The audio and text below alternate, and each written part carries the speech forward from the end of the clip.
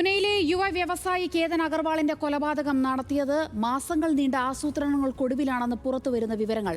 ചേതനെ എങ്ങനെ തള്ളിയിടാമെന്നതടക്കം പ്രതികൾ നേരത്തെ പരിശീലനം നടത്തിയെന്നും അന്വേഷണ സംഘം പറയുന്നു. കൊലപാതകത്തിൽ പങ്കുണ്ടെന്ന് സംശയിക്കുന്ന പ്രതി ചേതൻ ചൌധരിയുടെ സഹപാഠിയെ പോലീസ് കസ്റ്റഡിയിലെടുത്തു. ഇതിനിടെ തെളിവെടുപ്പിനിടെ പ്രതി സിയ ഗോയൽ മാധ്യമങ്ങൾക്ക് നേരെ അശ്ലീലാംഗ്യം കാണിക്കുന്ന ദൃശ്യങ്ങളും പുറത്തുവന്നു.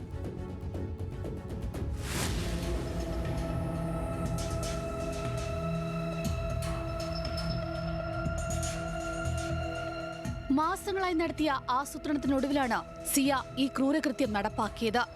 സിയയുടെ വീടിന് സമീപമുള്ള കുന്നിൻ മുകളിലാണ് കൊലപാതകം എങ്ങനെ നടത്തണമെന്ന് ആസൂത്രണം ചെയ്തത്.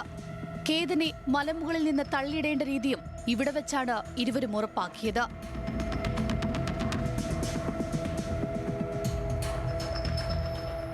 കഴിഞ്ഞ ദിവസം സിയെ ഈ സ്ഥലത്തെത്തിച്ച് പോലീസ് തെളിവെടുപ്പ് നടത്തി.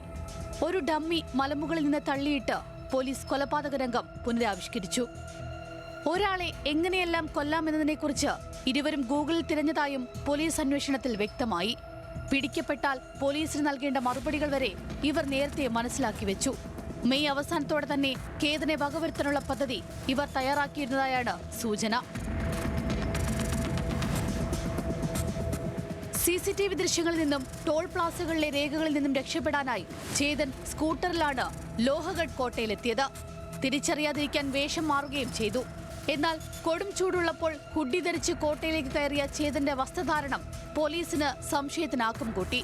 കൊലപാതകം നടന്ന ദിവസം സിയ ധരിച്ചിരുന്ന വസ്ത്രങ്ങളും പോലീസ് കണ്ടെടുത്തിട്ടുണ്ട്.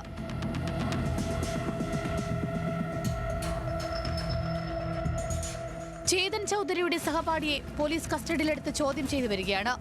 കൊലപാതകത്തെക്കുറിച്ച് സഹപാഠിക്ക് അറിവുണ്ടായിരുന്നുവെന്നും കൊലപാതകത്തിനു ശേഷം ഇയാൾ ചേതനെയും സിയെയും കണ്ടിരുന്നുവെന്നുമാണ് അന്വേഷണ സംഘത്തിന് ലഭിച്ച സൂചന. കൊലപാതകത്തിനു ശേഷം എന്തെങ്കിലും തെളിവുകൾ കൈമാറിയോ എന്നും പോലീസ് പരിശോധിക്കുന്നുണ്ട്. മുഖ്യപ്രതി സിയെ നുണപരിശോധനയ്ക്ക് വിധേയമാക്കണമെന്ന് അന്വേഷണ സംഘം കോടതിയെ അറിയിച്ചിരുന്നു. നുണപരിശോധനയ്ക്ക് സമ്മതം അറിയിച്ചതായി സിയെയുടെ അഭിഭാഷകൻ അറിയിച്ചിട്ടുണ്ട്.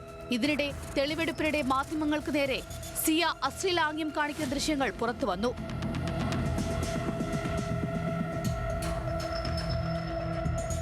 സിയയുടെ പൂനെയിലെ വീട്ടിൽ തെളിവെടുപ്പ് കഴിഞ്ഞ് മടങ്ങുമ്പോഴാണ് മാധ്യമങ്ങൾക്ക് നേരെ അശ്ലീലാംഗ്യം കാണിച്ചത്.